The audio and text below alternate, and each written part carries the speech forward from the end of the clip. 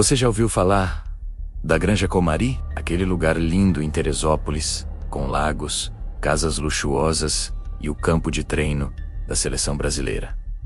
É um verdadeiro cartão postal, mas por trás de toda essa beleza, existe uma história macabra que quase ninguém conta. Uma história que começa muito antes do luxo e do futebol. Antes dos anos 60, a área que hoje conhecemos como Granja Comari era bem diferente. Era uma região de mata fechada, com trilhas usadas por tropeiros. E os moradores mais antigos de Teresópolis dizem que aquele lugar era usado como terra de descanso para pessoas que, na verdade, nunca encontraram descanso. Viajantes que desapareciam, mortos de estrada, sem identificação. Seus corpos eram deixados ali, em uma área que a população chamava de Baixada dos Silenciosos. Diz a lenda que à noite, a mata inteira parecia sussurrar. Quando as primeiras obras da Granja Comari começaram, algo estranho aconteceu. Os trabalhadores se recusavam a continuar no serviço depois do pôr do sol. Eles não eram apenas supersticiosos. Todos relatavam a mesma coisa.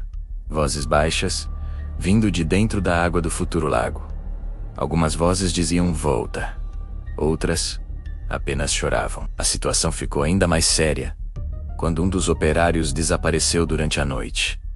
Seu corpo nunca foi encontrado. A única pista que deixaram para trás foram pegadas na terra úmida, indo em direção ao lago. E o detalhe que ninguém consegue explicar até hoje é que, ao lado das pegadas dele, havia outras, descalças e muito mais profundas, como se a pessoa que as fez pesasse 1 tonelada. Com o passar das décadas, a história ganhou novos capítulos. Moradores da Granja Comari começaram a relatar um fenômeno perturbador. Em noites de neblina, quando a água do lago fica opaca, como um espelho sujo, é possível ver uma figura parada bem no centro. A silhueta de um homem alto, magro, com um corpo completamente encharcado, como se tivesse acabado de sair do fundo. Ele fica ali, imóvel, apenas encarando quem passa pela margem. E se alguém tenta se aproximar, ele afunda, sem fazer barulho, sem nem mesmo uma ondinha na água, como se fosse puxado de volta para as profundezas. Os mais antigos juram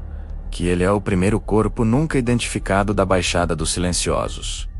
Um espírito que se recusa a ser esquecido. E o que acontece com quem ignora os avisos e se aventura por lá durante a noite? Caminhantes noturnos relatam que, perto das 3 da manhã, o lago começa a emitir um ruído estranho, metálico, como se correntes e grilhões estivessem sendo arrastados lá no fundo. Quem insiste em ficar por perto sente a água se mexer sozinha, o ar ficar pesado, difícil de respirar, e uma presença constante atrás, sempre atrás, mesmo quando não há ninguém por perto. O último registro assustador veio de um ciclista que passava pela região por volta das 4 da manhã. Ele gravou um áudio para a família, com a voz trêmula, dizendo: "Tem alguém aqui.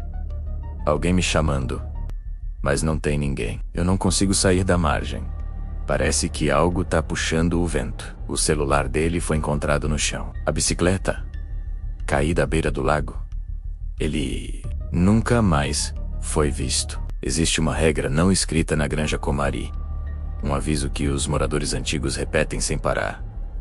Se o lago te chamar, não responda. Se você estiver caminhando por lá à noite e ouvir seu nome sussurrado pelo vento, não vire, não olhe para a água e, acima de tudo, não pare de andar, porque dizem que quem para, fica. Essa é a história que o cartão postal não mostra, além da sombria de um lugar onde o passado se recusa a descansar em paz. E você, teria coragem de caminhar pela Granja Comari depois da meia-noite?